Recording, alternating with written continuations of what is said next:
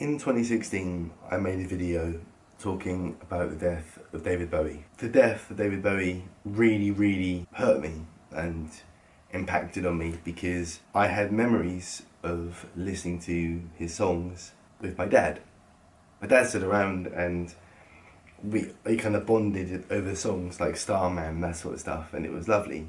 Like car journeys, listening to tapes and that sort of stuff. It was really great. 2018, this year, has started pretty much the same way as 2016. Crazy news stories, huge musical losses. Today, I learned about the news of the lead singer of the Cranberries, and that shook me up quite a bit because my mum showed me the Cranberries and played me Linger, which I thought was quite funny because Linger, it reminded me of a fart, because when a fart lingers, I was very young. Also, one song that I loved and still love so much is Zombie.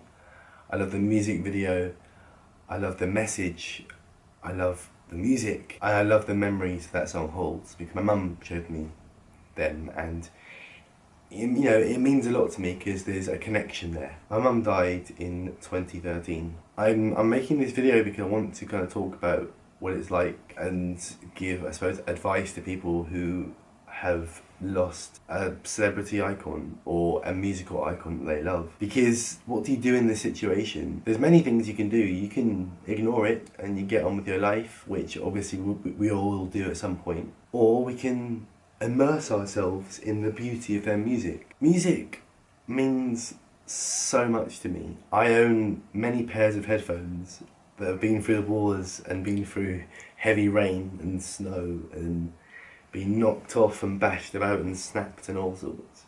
But they are a key, a fantastic tool into harvesting the power of music. And I don't care if I'm sounding really dramatic right now. Music is so important.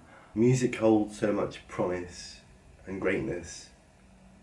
Because one thing that's guaranteed in this life, art, music, pictures, photography, it will never stop. Because as long as people are alive, they'll be creating stuff. And that's what hurts about musical deaths, celebrity deaths, deaths of an artist, death of an actor. The talent and the beauty of what they create will always be there, granted, but there won't be any new content. That's hard. I'll be honest, I'm not the world's biggest fan of the Cranberries, I'm not going to pretend to be. It's the fact those songs that I mentioned hold memories of me. And I know that if Mum was still alive, she'd be really upset right now. And that hurts. The fact that my mum, deceased, but she'd be crying right now. I've seen the way people react to deaths, like a family friend that was cuddling me in tears, snot running down her face, like red in the face, really in turmoil because Michael Jackson died. I don't know really, I don't really know where I'm going with this, but it's just, it is hard.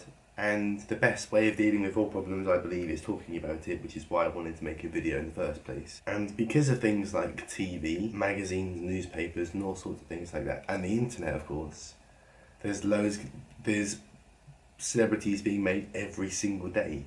The media is this machine that's just churning out celebrities now, and churning out musical icons and musical artists that we know and love. And one day everyone's going to die. Not at the same time. I don't know why I made it sound like that, but yeah. There isn't really many words I can say right now other than my heart goes out to the family and the fans of the Cranberries. I hope you